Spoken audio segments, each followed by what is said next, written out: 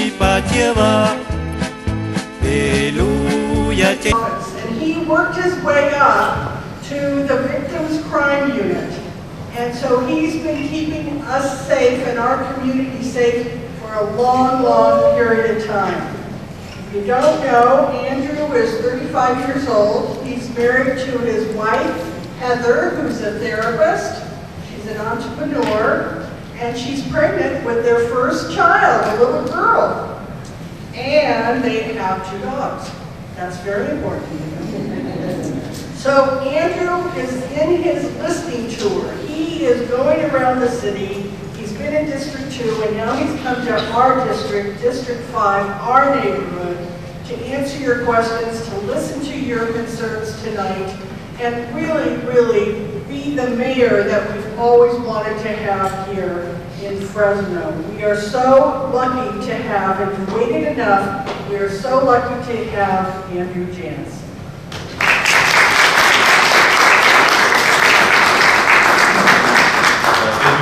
Introduction. Thank you everyone for coming out tonight. I'm really happy to see so many people out.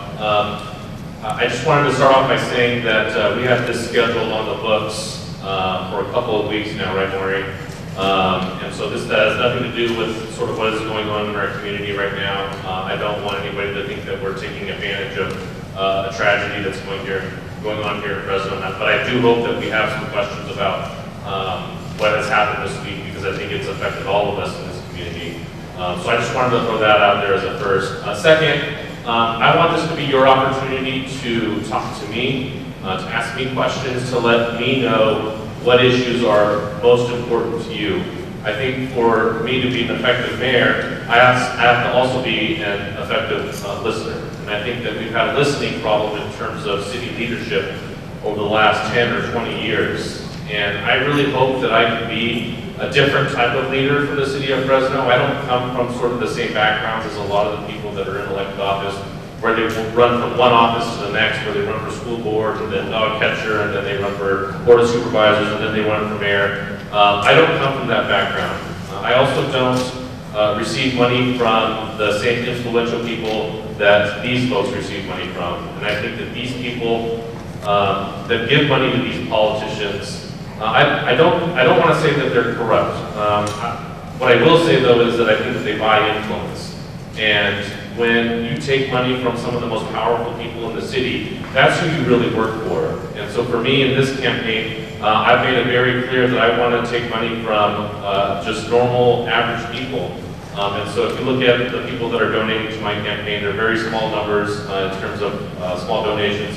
Sort of how I raised money in the last race that I was involved in. And so I want to keep doing that, because then that way you know that I'm working for you and not anybody else, not like a big business or the developers or the other people that have been controlling City Hall for almost an entire generation.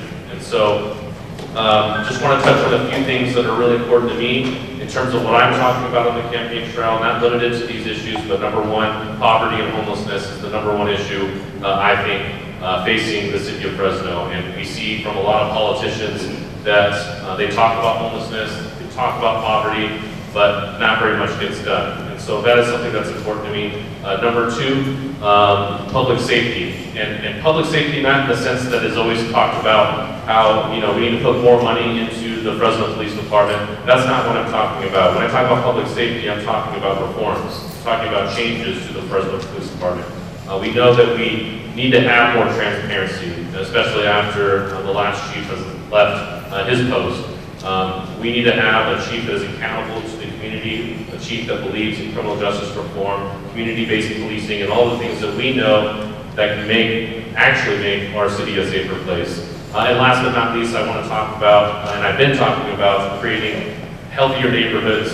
And this goes along with supporting things like Measure P. I was a big supporter of Measure P in the last cycle, because I think that it would have done a lot for raising the standard of living here in the city of Fresno, providing a place for our children to go, making sure that we fund things like after-school programs and youth programs, senior centers and things like that. And so those are my 3 top priorities, obviously not limited to that. And so I'm going to talk a little bit about those a little bit more. I'm assuming I'm going to get some questions about that. But just before we go go to the questions, I just want to say thank you for being out here tonight. It's so important that you're paying attention and engaged in your community. I know that there's a presidential debate tonight, and it's cool to see that you guys are here instead of watching that on TV. So thank you very much. Thank you, Andrew. We have a great variety of wonderful questions. And so the first one actually kind of digs deeper on your first major issue. It says, what is your plan for homeless issues? So I give you an opportunity to expand on that. You know, I'm not going to pretend that I know the secret solution to homelessness. If there was a secret solution, we would have figured it out by now. I think at the outset we have to recognize that this is a very, very complex issue. This is an issue that we've been dealing with since the beginning of mankind, figuring out to make sure that everybody that lives in our communities has a place to stay. And so first and foremost, I'd like to talk about homelessness in terms of what we can do just in the short term and what we can do in the long term. And I think that in the short term, there are some really basic things that we can get done within my first term in the first 4 years. Long term, we're going to need cooperation from folks in Sacramento, our state lawmakers, our governor. We're going to need help from Congress, our federal lawmakers, and the President of the United States. And so in terms of short term, I think the most immediate thing that we need to do and figure out is how to get folks into housing. And so we've seen just in the past week or so a commitment from our governor in terms of building affordable housing here in the Central Valley. We need to make sure that we're very clear with the governor that we are in support of getting funding from Sacramento to make sure that we support building affordable housing. And so we need to also think, I think, creatively in terms of the housing situation. I've been meeting with folks in the community. I've been meeting with Des Martinez, that's just an amazing story. We've not met her. Please talk to her. She's just got an amazing story, living on the streets, working her way up, and now she's an advocate for the homeless people that live here in the city of Fresno, our neighbors.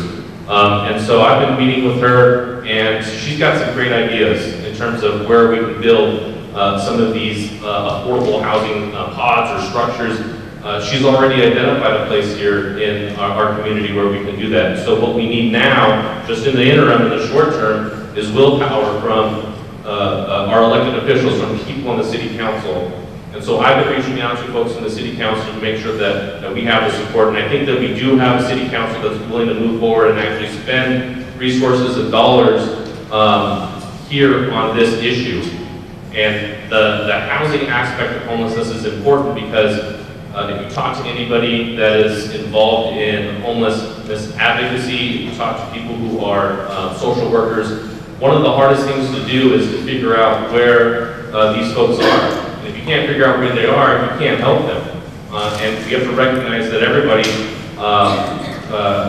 that is homeless, they have different issues, whether that be substance abuse, mental health issues, PTSD from serving in the military. There are just so many issues that we can't sort of just cast a huge net over all of them. We have to figure out on an individual basis how we can best help our homeless neighbors. And so that's so important. And I just read a report this week that was really, it made me mad. There are 600 students in the Fresno Unified School System that are classified as homeless. 2,500? Oh, I'm talking about Fresno Unified. Yeah, it's even more. You know, if you go down to Lindsay in the Central Valley, it's like closer to 25% of their entire school district. So it's a shame that that's the situation. So you have young folks who are living without homes, and they sort of grow up in this situation, which leads to other problems down the road. And so for me, it's that we need to really fund and take serious this issue. We spend some money now. In the interim, in the short term, I think it saves us a lot of money down the road because we are housing these folks. You know where we're housing them? We're housing them in Fresno County Jail because of the current administration and people on the city council are criminalizing homelessness and punishing people for quote-unquote camping, punishing people for panhandling. And that's not the solution. That's not my solution. And so we need a leader, I think, that's going to take this issue seriously, that's going to work with the appropriate stakeholders in the community and be able to bring the city council together. So that's my short-term approach to homelessness. As I mentioned, this has got to be a long-term discussion, and this is a national discussion about things like income inequality and what we're going to do with people who are losing their jobs because of automation, because we're shipping jobs overseas and things like that. So that is a national discussion that we have to have moving forward from here, and I think that it's very important that we ask our presidential candidates where they stand on homelessness. I don't think that, I can't think of a debate where they ask them about housing or homelessness. And so that is an issue that we need to push in terms of who we want to support for president come 2020 as well. And so down the road, we need to make sure that we have our partners, statewide, federal, work with us here in the city of Fresno. And I think that I can be that leader that works with the people in Washington and in Sacramento. Thank you, Andrew. It looks like that some of these questions were directly answered by then. What is your take on affordable housing? What are you going to do to help the mentally ill that are homeless? And what are you going to do for the homeless? So I think that you've covered those pretty well. There's only one other question that's affiliated with that, and it says, do you support the Peace Advancement Program? I've been a very vocal supporter of Advanced Peace. For those of you who don't know what Advanced Peace is, my friend Eric Foster has this program that he's doing. He's working with folks who are recently incarcerated, folks that have been in gangs, who have committed to turning their lives around. And part of the program gets them into housing, gets them into jobs, apprenticeships and things like that, so they can be productive members of society.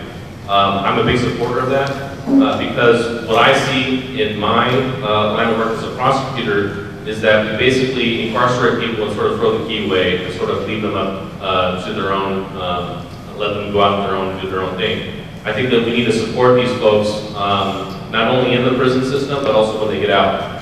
Because part of what we're doing in the prison system, what we're supposed to be doing is rehabilitation. So how are you going to rehabilitate people if you're not helping them? And so in this last budget cycle of the city, there was a discussion whether the city would put up some seed money, $200,000 in the grand scheme of our over $1 billion budget. That's not that much, okay? $200,000 was proposed by certain members of the city council. The mayor vetoed it. I thought that was a big mistake.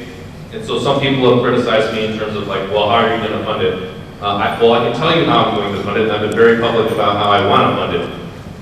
If we want to put $200,000 into Advanced Peace, the first easy thing that we can do this in the first week that I'm mayor, is that we go out there and we sell all the armored vehicles and tanks and all of the toys that Jerry Dyer has bought over the last 10 or 15 years. We can easily make $200,000 off of that. Transfer around, put it into this program, because I don't think that it makes anybody feel safer to be over-policed, to have our police force be almost military in nature. That is something that I'm against in terms of my beliefs. And this is not to say that I'm in any way anti-police or anything like that. I think that there's better ways of policing. We don't need to give our police officers tanks and armored vehicles for them to do their jobs. And so I want to fund the Advanced Peace program. The other side, my opponent has criticized the program. He says he wants private dollars to fund it.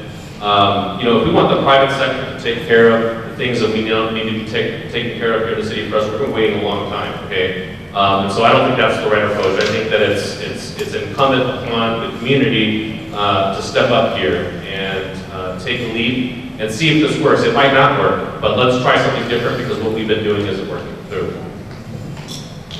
Speaking of the police, here's a question. Do all police districts receive the same amount of funding and resources, regardless if it is North or South Fresno, regardless of the size of the population of the district? My understanding is that it does not. Police resources are distributed in terms of where the need is, and so there's a lot of need, more need in South Fresno, and so a lot of the resources, I think, flow to those areas.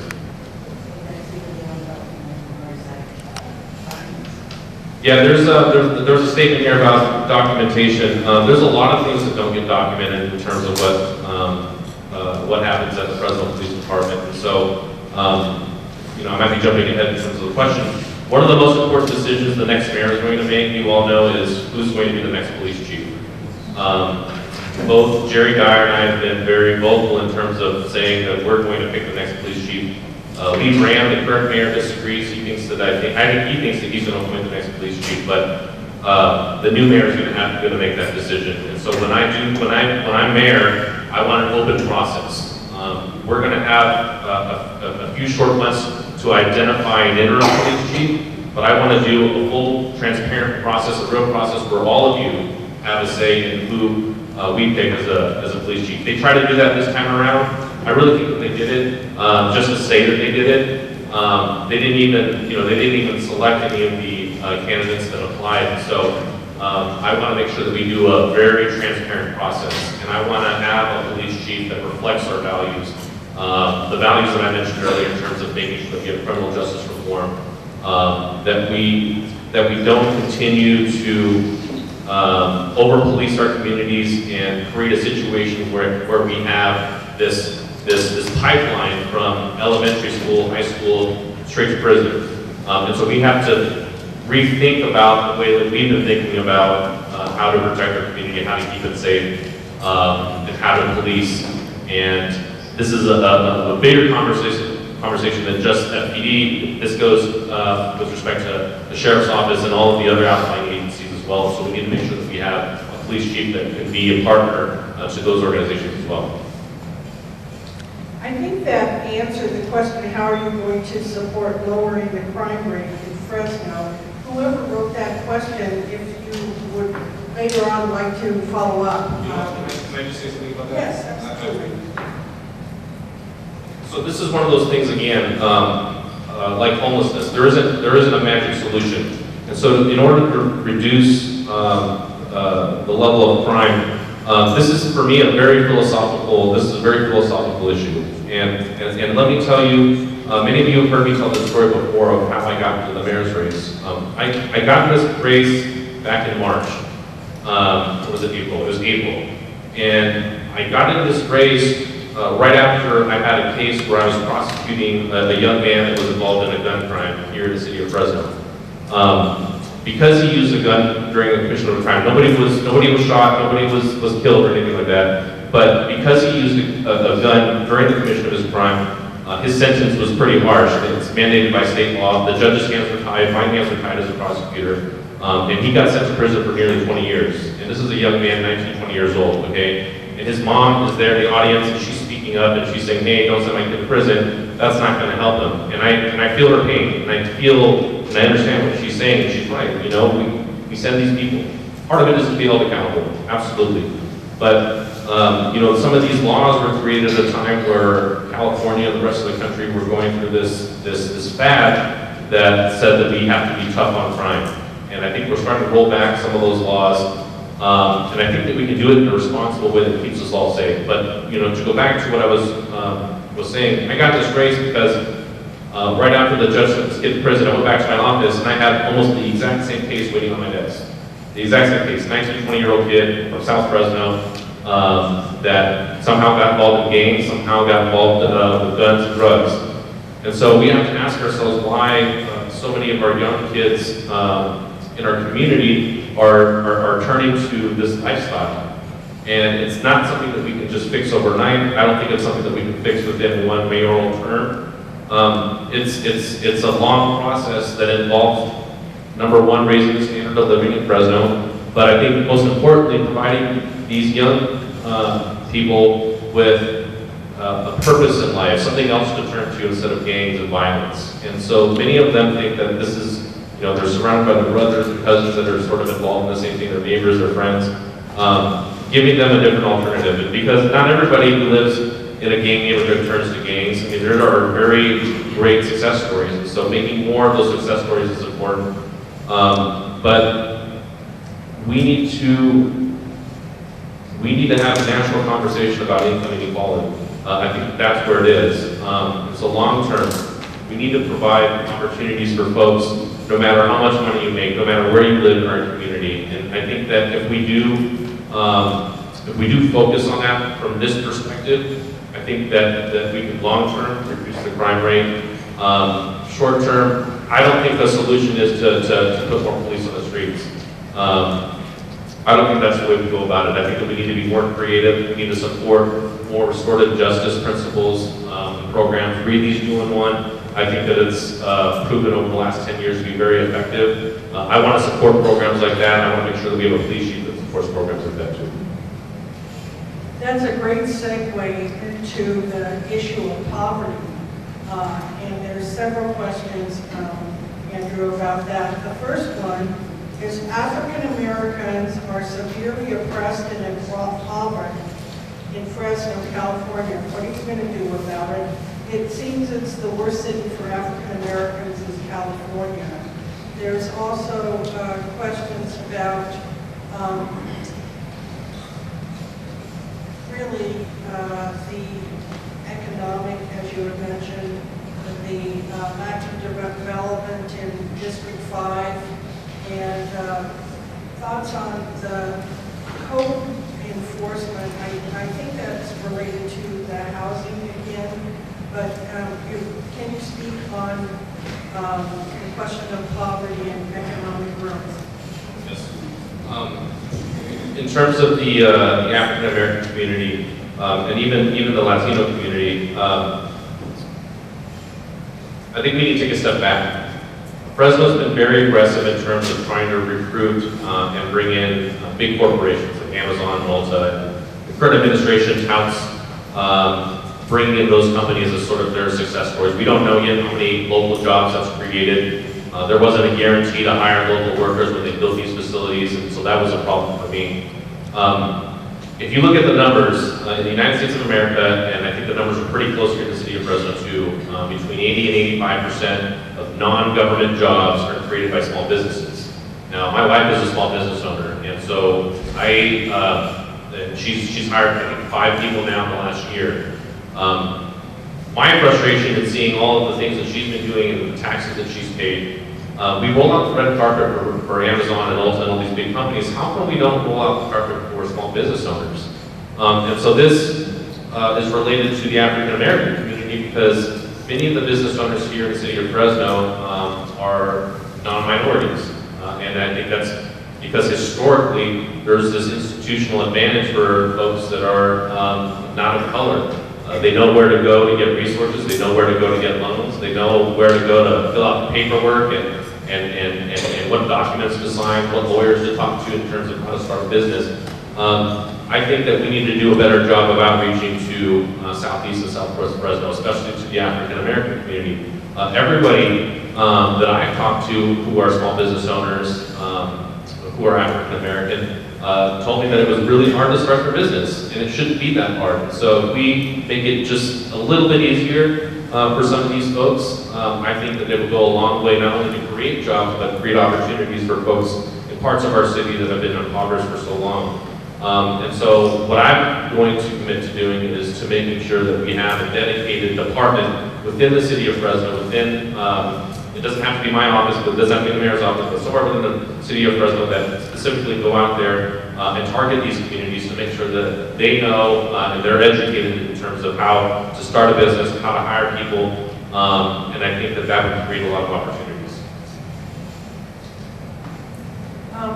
Do you support every citizen's constitutional protected rights to bear arms? Did you say every, can you read it again? Every citizen's constitutional protected rights to bear arms. So it's no secret if you followed my campaign last time, I myself am a gun owner. But that doesn't mean that I think that the Second Amendment is somehow unlimited, that you can go out there and buy whatever type of gun you want. I think that in the course of the last 10 or 15 years, we've seen a ton of mass shootings, and almost in every instance, there's the same weapon of choice that is being used, which is the AR-15. In some other instances, there's other different types of assault rifles. You look at the Las Vegas shooting, there was a man that was perched up above Mandalay Bay, and casino, shooting down into a concert with a weapon that was made for war. And so I think that if you ask the vast majority of people that live in our country, that live here in the city of Fresno, I don't think that anybody thinks that the Second Amendment is unlimited. And so I want to make sure that, number one, felons don't have access to firearms. People who have committed serious violent crimes should not have guns. I think that we need to do a better job of going out there and making sure that gangs don't have guns. And I don't buy into this argument that says that we shouldn't have any gun laws because criminals would choose not to follow those laws. That is not the standard here in the United States of America. We don't create laws based on whether a criminal is willing to follow those laws. And so I would go out and make sure that those laws are enforced. But what was the last part of the question? For the constitutional rights to bear arms. Yeah, so the Supreme Court has said that in there's some, I don't want to get into the legal stuff, but there's Supreme Court cases out there that have limited the city's ability to go after handguns and other types of weapons because they believe that that's protected under the Second Amendment. So I have little recourse in terms of how I can create laws in terms of getting those weapons. So, I don't think that everybody should have a firearm. There are people out there that have mental health issues that should not have a firearm. There are people out there that pose a danger to themselves or others that should not have a firearm. But I don't favor going out there and collecting guns from everybody because I think that if you are a responsible gun owner, that if you do take care of your gun, if you keep it in a safe place, away from children, that you are entitled to the Constitution to have it. Yes, sir. Excuse me. Can I just ask an additional question? Yeah, sure. I don't really say anything. No, please go ahead. That's why we're here.